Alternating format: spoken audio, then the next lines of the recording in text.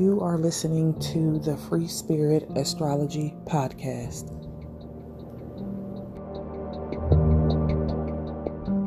Hello, everyone. Welcome back to the Free Spirit Astrology Podcast. I'm your host, Brandy Williams, bringing you the astrological update for the week ahead. I hope everyone is feeling okay and standing in our sovereignty and our power and not letting the media take you for a whirlwind. So let's get into this astrology of the week. January 19th, the sun entered the sign of Aquarius at 3:59 p.m., entering the realm of the water bearer. Happy birthday to all my Aquarius listeners out there. We are flowing into a new vibe that is completely different from Capricorns, taking things into a higher dimension, putting our unique touches on something, being eccentric, all the things. Aquarius is the energy of bending the rules, even if we are the ones that created them, taking something and making it our own, putting our own little unique touches and stamps on it, being authentic and stepping out of the box, and finding our own tribe. This is where we go beyond those Capricorn structures, traditional and practical approaches, and we find innovative ways to make our dreams just really pop.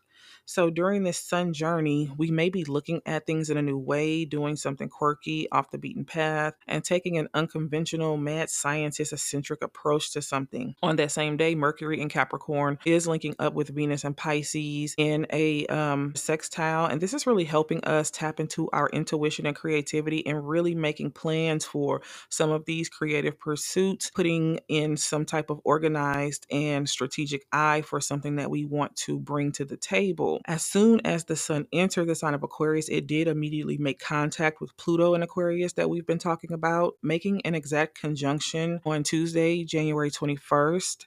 So the sun will have its new annual conjunction to Pluto in Aquarius for the next 19 years because that is where Pluto is going to be. And the last time the sun and Pluto met in the sign of Aquarius was around the 1700s when there were several revolutions and rebellions taking place. The U.S. Constitution was written and ratified by then. And we could see some of those significant historical moments be are coming back up during this Pluto and Aquarius journey during the present time. So the sun conjunct Pluto is giving us a look into what will transpire for the year ahead and bringing light to what's working and what's not. Throughout the year, we will see things breaking down, evolving, or being deconstructed and rebuilt on the world stage as well as individually. So Aquarius is very group focused, but also individually focused. It is very future focused and is associated with science and technology. So with the sun and Pluto being in a conjunction, we will see some sort of power dynamics and manipulation tactics being played out in the areas of social media, tech, space travel, and the social welfare of the collective. We will also see the powers that be authority trying to overpower or exert authority over our individual liberties and choices. These dynamics can happen fast and seemingly overnight, some of which we've already experienced this past weekend with the TikTok situation. And it is pretty significant that the sun conjunct Pluto was pretty much exact on the inauguration day. So really giving some foreshadowing of those power plays and those manipulation tactics that could be attached to the next 4 years. Pluto does swing the pendulum on that which tries to overpower something else. So we can definitely see certain dominances trying to be formed against us, but not necessarily prospering. So we just want to remember to stay grounded. Don't let the media take you on these rides. Remain in your own power, and we'll get through a lot of things that we may not understand at the moment. On an individual perspective, this Sun conjunct Pluto transit can show up as an emergence or removal of something that feels overpowering, life diminishing, or toxic. So this could pertain to something in the body. Perhaps there is something being extracted. This could pertain to the people around us, the goals that we're pursuing.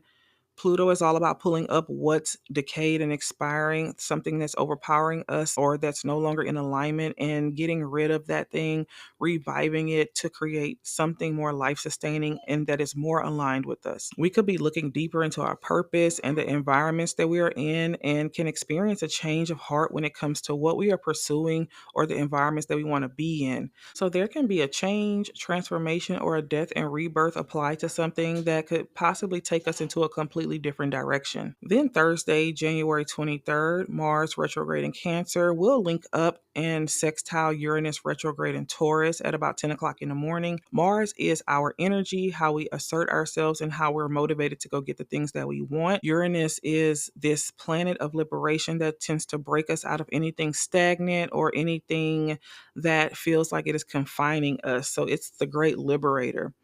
So not only can we have this emergence of wanting to pivot or remove something or change something that we have going on, Uranus retrograde will give us creative and insightful downloads on just how to do that and to stabilize those changes. Many of us can experience new realizations about how we utilize our daily energy. Remember that Mars in retrograde in Cancer has us going through this unlearning of self-sacrificing and self-depreciation, bringing us into new ways of adding self-care and self-nurture to our daily routines. So this could look like new boundaries that we implement, or the new phrase that I like called policies. We are implementing new policies for our own self-care and understanding how to work with our human design. So that is how our energy is set up to run through us, how we are set up to respond to certain things, and really just taking the time to organically step into our daily energy as opposed to trying to keep up with the pace of someone else. Later on that afternoon, January 23rd at 3:48 p.m., Mercury in Capricorn will directly oppose Mars retrograde in Aries. So this is our mental faculties, the things that we think. So this is our mental faculties, the ways that we think, the ways that we like to learn, the ways in which we respond, directly opposite how we stand on business and how we assert ourselves and stand up for ourselves and get the things that we want.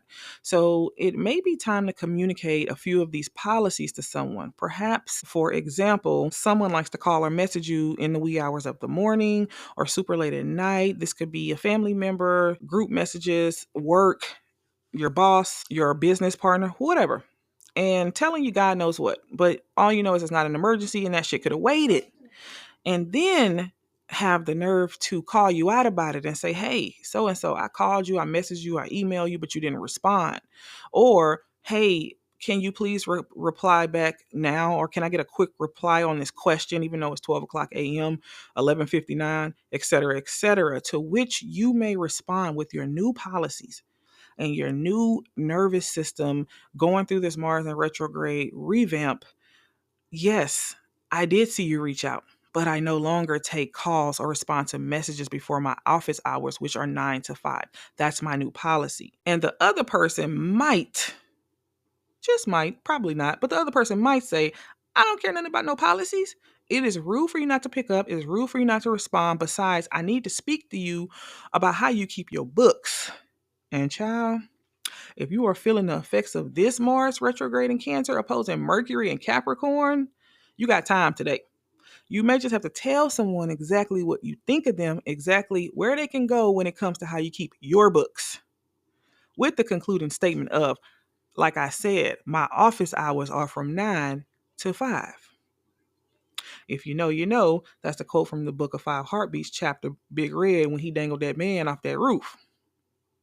Anyways, Mercury opposite Mars is the type of transit that can definitely bring fighting words, harsh words, combative and defensive moods, shouting matches. We could be fighting with people on the internet. And as we are unlearning people pleasing and learning new ways to utilize our energy, we could be communicating our personal policies to others. But just keep in mind that your boundary is your responsibility to carry through. It is not another person's responsibility to carry through. We don't need to call people and be like, I told you don't call me at this time and you need to stop texting me at that time. No, you can have your policy and it is up to you to honor your own boundary.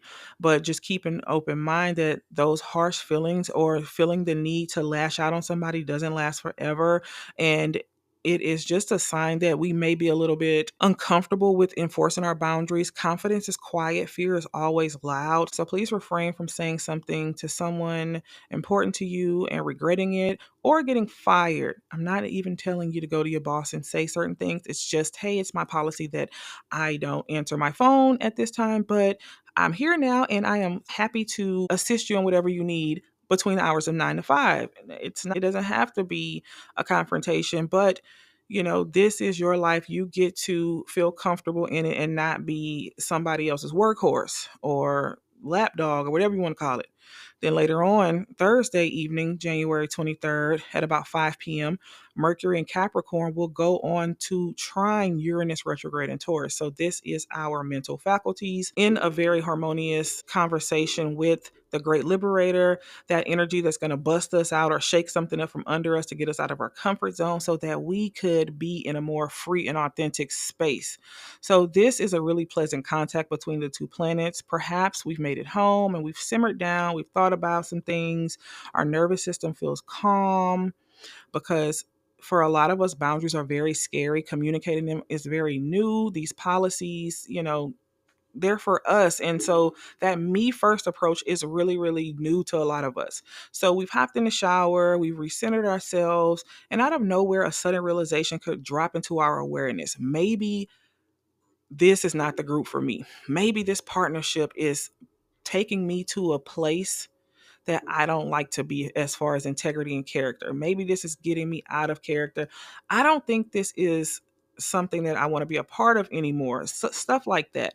Mercury and Uranus conversations can bring these intuitive downloads that break us out of anything that feels constricting or overpowering. And so this could be our intuition really confirming something for us. You want to pay attention to messages and dreams and setting creative ideas of how you can bring something to the next level. Definitely connected to that pivot that we've been talking about since the beginning of this episode. On the world stage, this transit can symbolize sudden, unexpected revelations, some shocking news that develops quickly, but is anything really even shocking anymore? Or just something in the news that will definitely have people buzzing with surprise.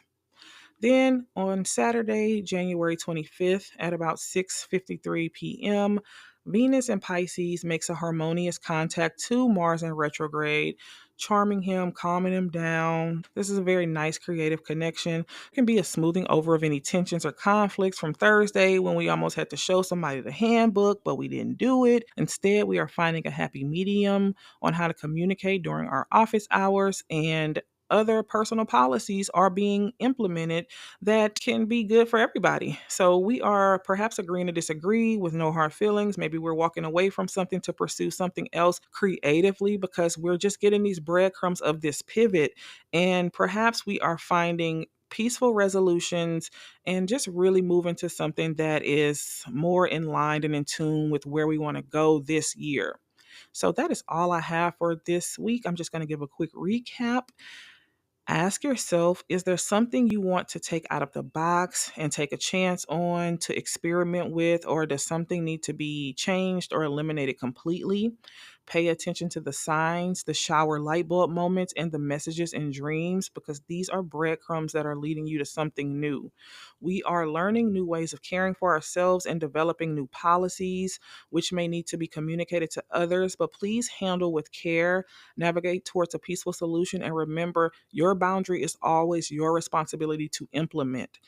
That is all I have for this week. If you are interested in a year ahead overview, I am still offering that service as well as general birth chart readings. I will leave the link in the show notes. I do hope you have a great week, and I will see you in the next one. Bye bye.